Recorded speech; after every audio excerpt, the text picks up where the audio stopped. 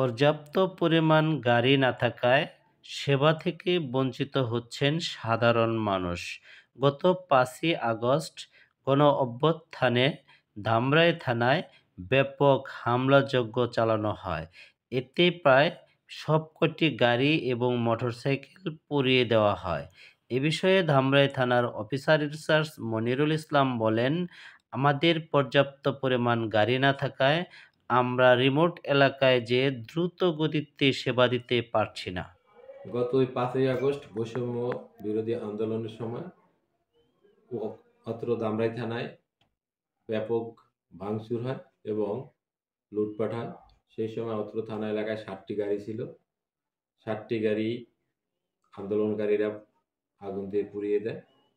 পরবর্তীতে এখন পর্যন্ত মাত্র সরকার একটা গাড়ি দিতে পেরেছে এবং একটা গাড়ি অনুদানের আমি সংগ্রহ করেছি। এছাড়া আর কোনো গাড়ি নেই। প্রায় রাত্রেই আমার ৫ থেকে ৬টা পার্টি বের হয়। সত্যিকার অর্থে গাড়ি সংকটে আমাদের অনেক সমস্যা হচ্ছে। যদি গাড়ি পাওয়া যেত, যেহেতু আগামী দিনগুলো কুয়াশা, শীত, সেক্ষেত্রে হাইওয়ে ডিউটি করতে হয়, দূরে দূরে যেতে হয়। সেক্ষেত্রে সিএনজি দিয়ে ডিউটি করা খুবই কষ্ট বিষয়। এজন্য এখন আমাদের সেবা দিতে কিছুটা সমস্যা হচ্ছে।